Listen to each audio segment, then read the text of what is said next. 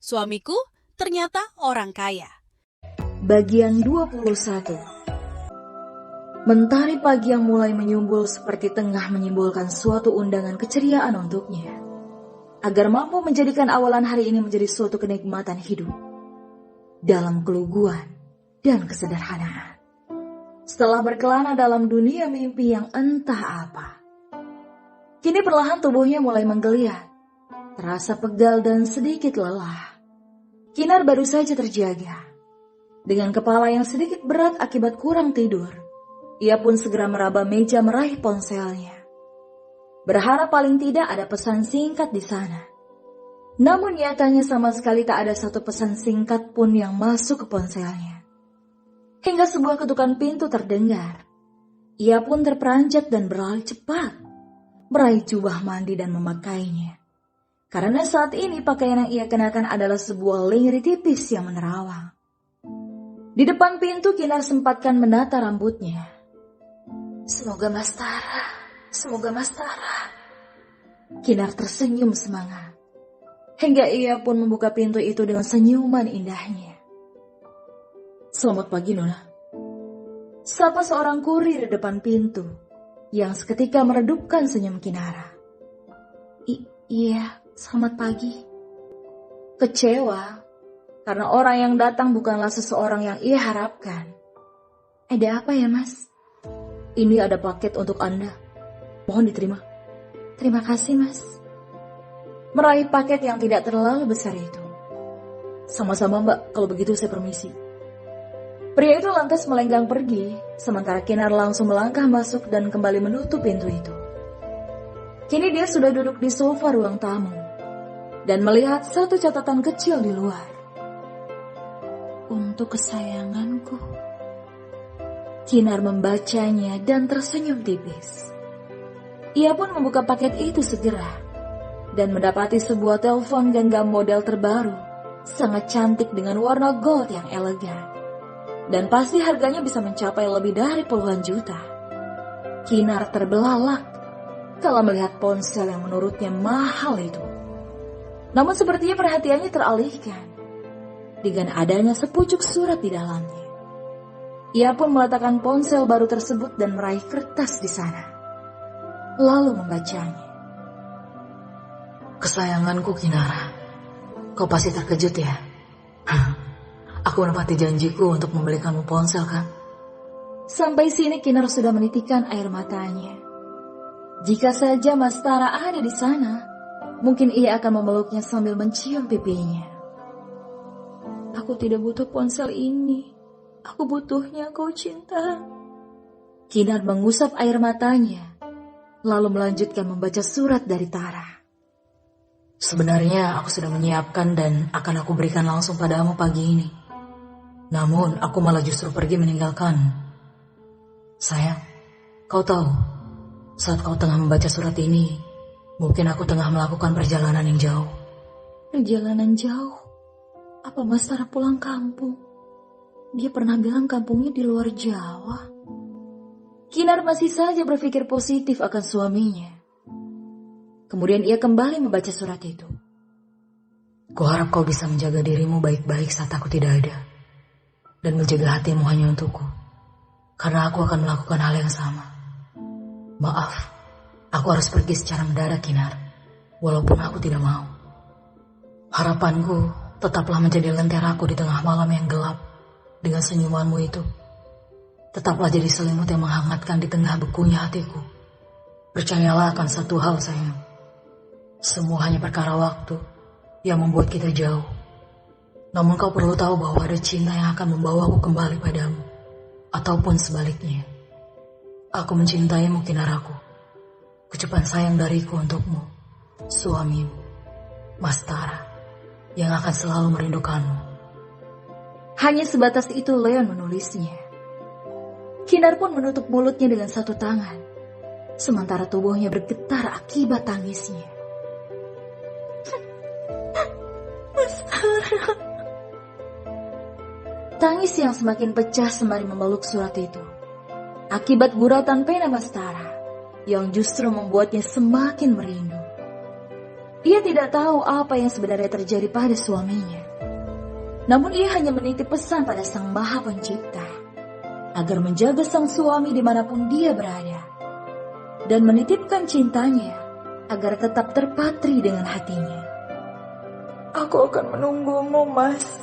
Akan selalu menunggumu kembali.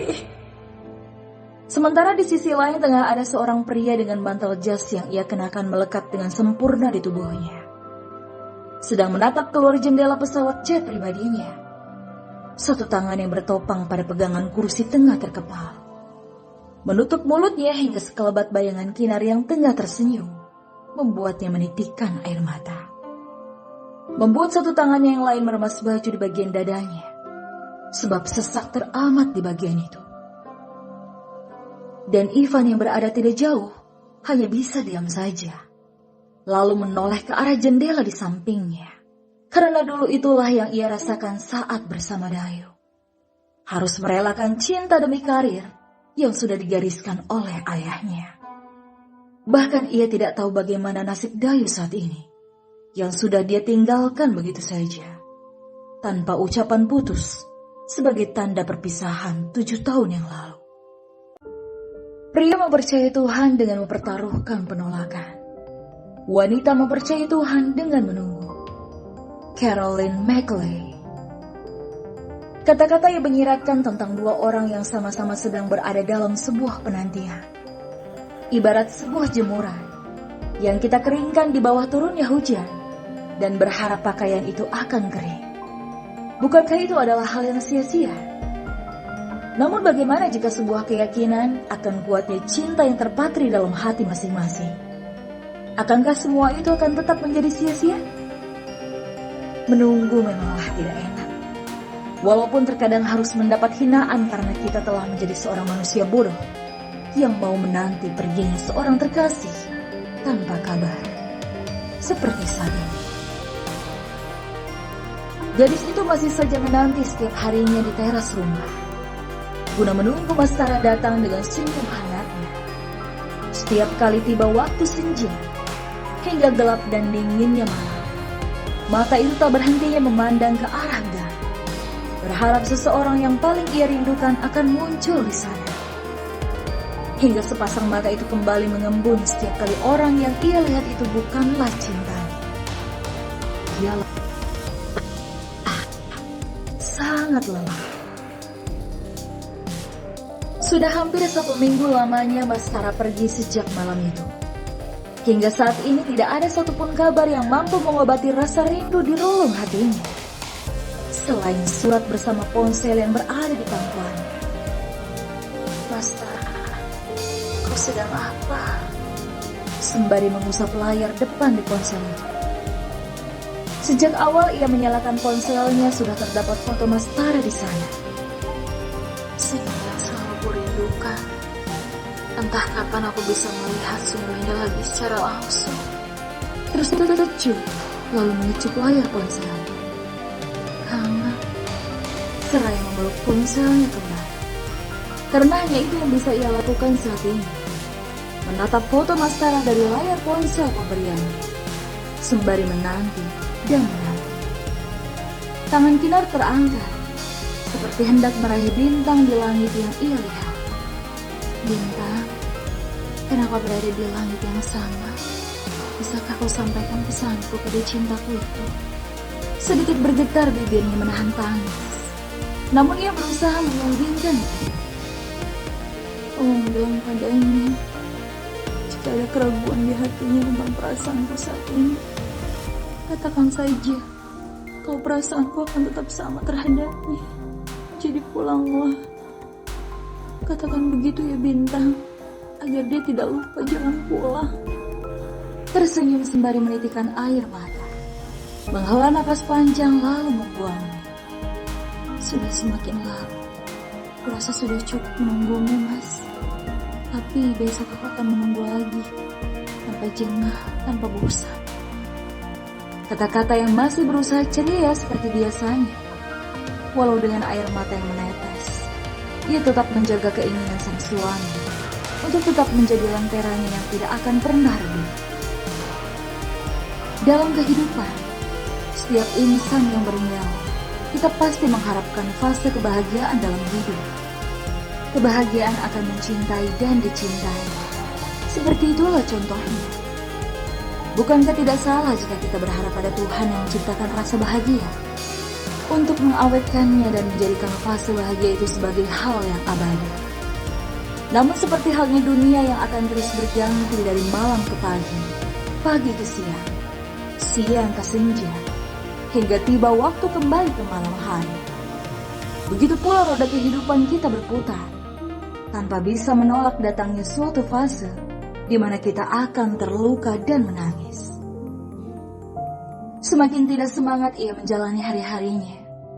Setelah hampir 1 minggu tutup, pagi ini Kinar kembali membuka warungnya. Dan pelanggan pertamanya setelah tutup lama adalah Mas Ezra, seorang mandor muda di proyek pembuatan gedung rumah sakit di dekat warungnya. Di sana ia masih mengamati gadis yang tengah melamun sembari mengaduk kopi pesanannya. Dia kenapa ya? Apa ada sesuatu yang terjadi? Pria itu terus menatap ke arahnya, hingga sebuah jeritan kecil Kinara akibat tangan yang terkena air kopi panas yang menciprat ke tangan. Mbak tidak apa-apa? Tidak mas, tidak apa-apa. Sini mbak, cuci dulu tangannya buat mengurangi efek mabuknya. Menyentuh tangan Kinara, sontak saja Kinar langsung menarik tangannya. Biar saya sendiri saja mas. Maaf ya mbak, saya hanya berniat membantu. Kinar pun hanya tersenyum tipis, lalu menuju wastafel guna mendinginkan tangannya yang perih dan membasuhnya dengan air yang hangat. Sebentar ya mas. Iya mbak. Tersenyum ramah, dia pun kembali duduk ke bangkunya. Merasa sudah cukup walau masih perih. Kirana mengeringkan tangannya dengan handuk kecil, lalu kembali ke mejanya. Mas, aku buatkan yang baru saja ya. Iya mbak. Hingga segelas kopi baru kini telah tersaji di hadapan Ezra. Silahkan mas, ada yang lain lagi tidak? Tidak mbak, saya mau makan gorengan dan lontong ini saja. Ya sudah kalau begitu. Kinar kembali ke meja kasir. Sementara pria yang tengah menikmati gorengan di tangannya masih mengamati gadis yang tengah tertunduk. Jika dilihat, seperti tengah mengamati ponsel di pangkuannya. Namun wajahnya benar-benar terlihat sedih. Ada apa ya? Biasanya Mbak Kinar sangat ceria. Apa dia ada masalah? Paket. Seru seorang kurir di depan pintu warung. Gadis itu lantas mengangkat kepalanya dan beranjak guna menghampiri kurir tersebut. Maaf, Mbak Kinara ya? Iya mas. Ada paket dari seseorang, silakan diterima ya. Ucapnya menyodorkan sebuah kotak kecil. Mas tahu siapa pengirimnya tidak? Kurang paham mbak, soalnya sang pengirim tidak mau menyebutkan namanya. Silakan diterima mbak. Terima kasih mas. Sama-sama, kalau begitu permisi. Sementara gadis itu hanya tersenyum. Bungkusan yang sangat tipis seperti surat. Ia pun segera menuju kursi kasirnya lalu membuka paket itu. Dan isinya hanya sebuah kartu berwarna hitam. Kinar mengerutkan keningnya. Ini kartu apa sih? Kinara bingung. Karena jika ATM, ia pasti akan paham. Hingga sebuah surat yang berada di dalamnya membuatnya langsung mengeluarkan lalu membacanya. Pakai kartu itu untuk semua kebutuhan, apapun, jangan sampai tidak menggunakannya. Dan ini pinnya. Ini pinnya kok tanggal pernikahan Seriku dengan Mas Tara. Apa ini dari Mas Tara? Tapi kartu apa sih? Kinara masih kebingungan. Kinara pun mengangkatnya dan memutar-mutar.